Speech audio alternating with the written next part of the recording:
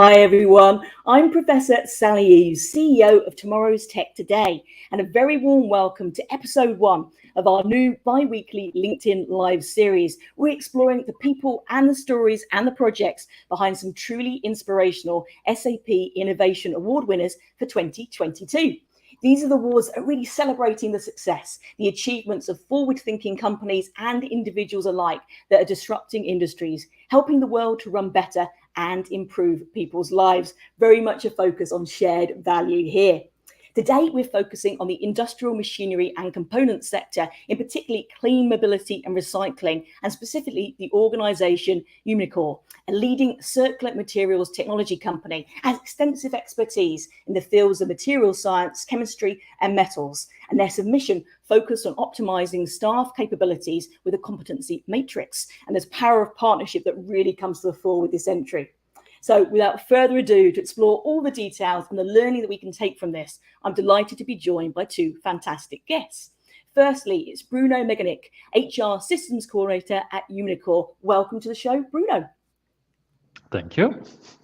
Pleasure, thank you. And equally a very warm welcome to Bart van Hove, who is SAP SuccessFactors Solution Architect, Competence Lead and Project Manager at Flexo for People. And this was the partner organisation for this project. Welcome to the show, Bart. It's my pleasure. Thank you very much. So to start off, I know you both have a wealth of experience working in this field. It'd be great to share a little bit more about the people behind the tech, so to speak, and about your respective roles and how they've come together for this submission. Perhaps starting with Bruno first. Yes, perfect. Specifically for this part, let's say, or this project, I was a project manager. Besides that, my role is a bit broader with supporting, let's say, HRIS systems at Umicore. Excellent, thank you. And over to you, Bart, as well. I'd love to hear your take. All right, sure. As a competence lead at Flexo, I'm engaged in let's say pre-sales activities and following up some key accounts, but also especially around focusing on innovation. And more on that really is putting into the market our portfolio of SuccessFactors extensions. That's really my bread and butter. Fantastic. Now, I think things around competencies and skills and reskilling, it's one of the biggest topic areas I think that's resonating with people at the moment. You know, how you can really optimize human capital management. And this project really exemplifies doing exactly that. So I wonder, Bruno, particularly from your perspective, can you tell me more about how this project came about and what the main goals were? Yeah. Well, I will try to explain it in a nutshell. We were looking for a dashboard, and more specifically, a dashboard that could help us in visualizing progress of people related to the roles they are exercising in specific business units or within the Umicore company, let's say. Evolving from somebody entering into the company, for example, which competencies does somebody need, and helping to evolve that employee to up and running, let's say, in a specific role. That's one part. It's somebody starting new in the company and evolving towards 100%, let's say, profile that matches the specific position somebody has. But of course, also training on people already hired and already up and running for many years, maybe. But yeah, still having that the dashboard and seeing the gaps and checking how can we fill those gaps, which trainings are needed, which actions do we need to make sure that people still move forward, let's say, in their function. That's fantastic. I think that point about gaps and that holistic visibility is such a strong one, particularly when we look at how much reskilling is needed at the moment. And in your particular sector as well, the safety element in factories around this too, I think it's so strong. Perhaps, Bart, I could bring you in here as well, just to describe a little bit more about the collaboration with Flexo to help bring this about. Sure, happy to. So indeed, Umicore and Flexo have been working already for a longer time, but at that point in time, basically the question was, okay, can we do something within the SAP, let's say, context, because that's obviously where the HR data resides. And as such, we started thinking and talking about the potentials, and actually we already had a solution that we developed some years ago, and which had already grown and which already had been proven with other companies, and which we call the competency matrix. And with that initial version, basically Bruno and the team were triggered to consider leveraging SAP and the capabilities within SAP, but using a custom extension on top of that. And while talking and discussing, obviously a lot of requirements popped up that we couldn't meet just out of the box. And it's at that point in time that we decided to say, okay, let's make sure that we join forces and make sure that we can develop additional features and functions that would actually meet the requirements of Umicore. Excellent, excellent. Love the personalization you're bringing to the fore then. Fantastic. So perhaps we could drill now into some of the benefits. And I had a pleasure to kind of look at this in some detail a few weeks back. And for me, it was things definitely around integration, around visibility, and the fact of, and it was hinted at earlier, around seeing where the gaps are around your human capital management. I wonder if you can drill in what you saw, particularly from the Umicore perspective, about the benefits that you've seen so far with this solution. Yeah, good question also. Indeed, those gaps, they are really important. Where we see the biggest benefit, because at the moment, not everyone in Umicore is already using the platform. There is one business unit where we are currently onboarding the people. What we see there is that the progress they are making and the priorities on which topics they are progressing is strongly visualized, and it's very easy to follow up in the end.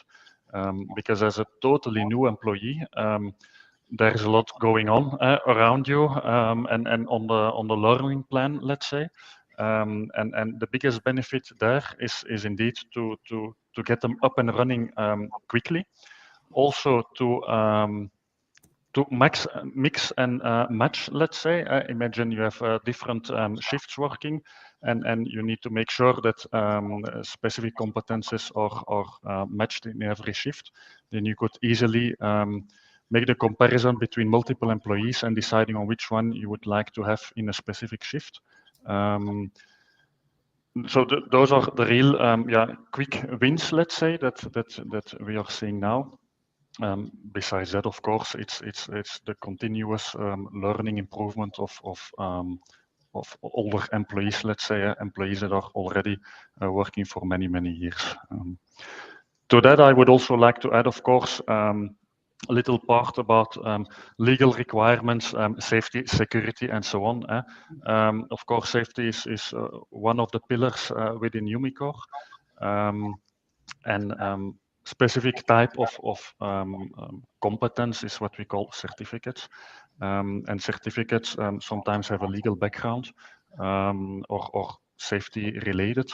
And that's a real strong one because it has end dates, for example, expiry dates. And those are things that we can now closely monitor to make sure that people can keep on working, because when something is expired, they're not supposed to do that task or job anymore. So for people being already longer with us at Umicore, it is really easy to monitor that and anticipate in renewing those things. Excellent. I think that's so important. I think with the legal aspect you were talking about there, again, that compliance and automating that to a degree that you were talking about there is so critical. And also, I like, when I was exploring this myself, the fact that you've got multiple views. So you can it's better and easier, more intuitive to manage, skills and certifications that require for specific job roles. I really like that. And again, it's a perennial thing, isn't it, in technology, about silos and approaches that can be siloed. I think with this, you're taking away the risk of siloed or scattered competency approach and making it holistic and integrated and consistent. It really came across very strongly. So I love the benefits that you brought to the fore there. And perhaps now we could look at some of the challenges. A project of this kind of scale obviously has some challenges, both from a tech point of view, but also culture, a mindset, and those types of elements too. So perhaps I could bring Bart back in at this point, just to talk about that from your perspective, obviously as a key partner to making this a reality, and then go back to you, Bruno. Yeah, sure. Well, there are challenges and things that we need to consider. One of the things is obviously the fact that we're dealing with a lot of data. We deal with a massive amount of data that still needs to be presented in a sufficiently quick and easy way to consume. And for example, I imagine that you have like 100 people, and each of them have, there's quite a lot of different roles that they have with different targets, different assessments. I mean, you can't fit that all into one screen that actually makes sense. So from that perspective, obviously, we work with a lot of visualization capabilities to depict proficiencies with icons, etc. Additionally, to work with filters to only show relevant information and to be able to save those filters to quickly, with one click, reselect or apply a set of filters, and switching back and forth to some of those let's say relevant data on the screen. But other than that, there's really like a technological, let's say, wonder besides that, to make even that data come onto the screen in a reasonable time. Taking into account that Umicore is also moving into other geographies, because basically one of the additional benefits we haven't touched on was that from working with a factory, that you have a certain way of working, and that it's easier to copy paste that into a similar factory in another region. But obviously that also brings with it additional challenges to make sure that the data gets there in a good way. Absolutely, that makes eminent sense. It's the classic, isn't it? We have more and more data, but it's how you get the value from that and do that increasingly, Exactly. real time. It's that active intelligence and filtering through. So you really brought that to the fore. Thank you. And Bruno, for your take, what was the key challenge in making this a reality within your organisation? Yeah.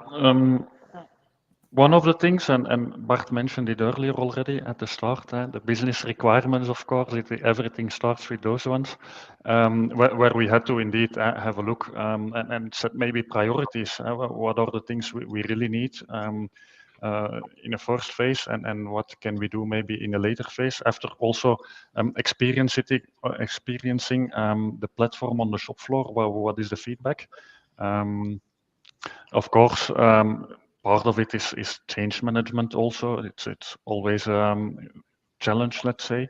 It's another way of working. And that also both to where we were onboarding the people to, but also looking forward. As Bart mentioned, we are looking to onboard people in other continents, where maybe they have another way of working, or have other agreements between them, etc. So those are things that we try to align, of course, but those are the real challenges, I think, because the platform is up and running, it's working well, let's say, so that not really something to change there. So we have those basics perfectly ready. So it will be more in the onboarding and expansion and those things. Absolutely. It's always that holistic combination, isn't it? It's the technology, but it's all those people factors, culture, education, processes, and you were saying change management. Now, I'm a big fan of things like CI/CD, for example. So you've got that more agile, incremental change to innovation to support, projects like this and rolling that out with regular iterative changes. So really good points there. Fantastic. And Bruno, if I can come back to you with a secondary question as well, you kind of already mentioned, the power of partnership here is so strong. I think we're seeing it across so many verticals at the moment. Collaboration really does make a difference. So the relationship with SAP, I'd love to explore a little bit more about that and why you chose SAP for this project. Yeah. Well, for us, it was straightforward, to be honest. Why? Because we're already using SuccessFactors at the moment. We don't have Employee Central, for example, but we do use the employee profile. And talent-related things are part of our SuccessFactors suite. So that's learning, performance, etc. So for us, it was logic to have something built on top of what we already have. Just to make sure that, of course, we are leveraging that data we already have. What we also saw in the past is that, of course, we made an exercise before we went to talk to Bart and his team. We made the exercise internally, and we had a look. Okay, how are other business units doing with those questions, competencies and skills and certificates? How do they deal with it? And a lot of times, things like Excel, SharePoint, and similar options popped up.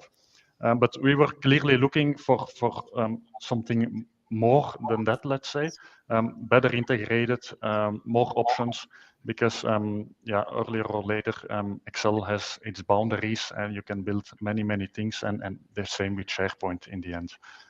So we were really looking for something better, and then on top of what we already had, and really looking for that integration with our LMS system in SuccessFactors. And that's where we ended up, of course, with Flexo and Bart's team. Fantastic. No, I love that. I was also super impressed, for example, with the integration that you have with SuccessFactors Learning as well. You mentioned earlier around compliance, for example. I think that's a great way to really kind of show the potential training per competency and help close those gaps as well. And also the curricula you have in LMS as well, for better managing certifications and looking at things from an individual status as well. Have you got any final thoughts on that, Bart, as well, about the relationship with SAP?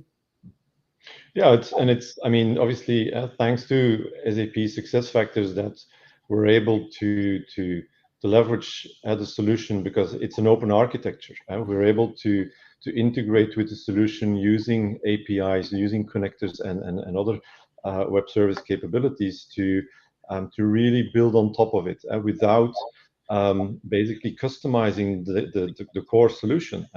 Keep the core clean, which is obviously more than just a mantra. It's really essential. But additionally, thanks to the SAP capabilities using the business technology platform, partners such as Flexo are able to create and deliver these very interesting extensions to customers worldwide, not just within or on the back door or in the neighborhood, but really across the globe, which is obviously from a business perspective very interesting for a partner such as us.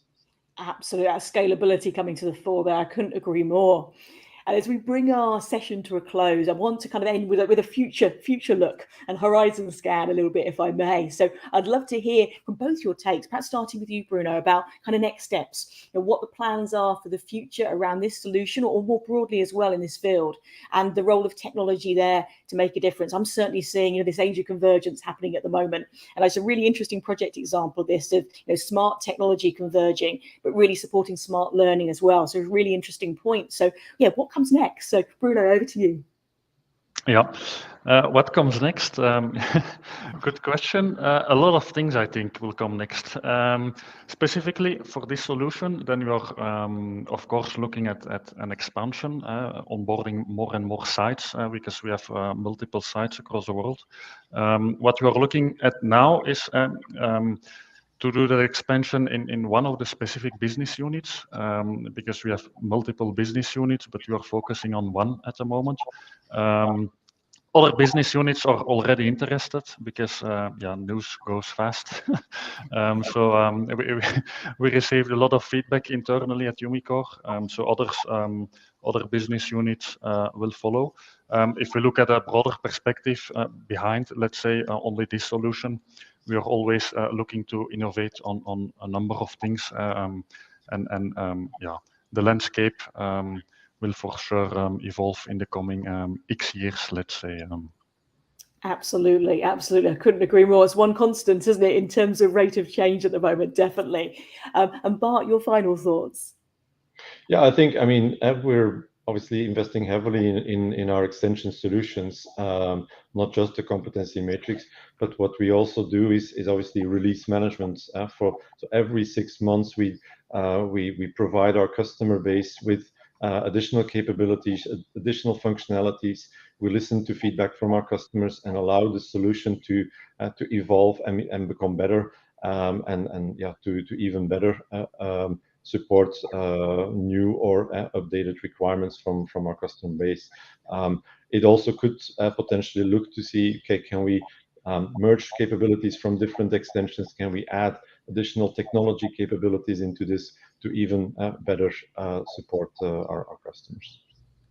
Fantastic. Thank you very much. As I say, dynamic times, but I think the future's bright. And again, the power of partnership here is massively coming to the fore about what we can achieve and what we can achieve by coming together. So thank you, Bruno. Thank you, Bart, for joining me today. It's been an absolute pleasure. Thank you, everyone, for joining us as well. We'll be sharing some more assets from our conversation today, so can people follow up and get more detail. And our next episode in the series will be on Thursday, same time, same places. And we're looking at another entry, but this time in the pharmaceutical area. So thank you all for watching, and we look forward to another episode coming very soon. Thank you all. Thank you. Thank you. Thank you.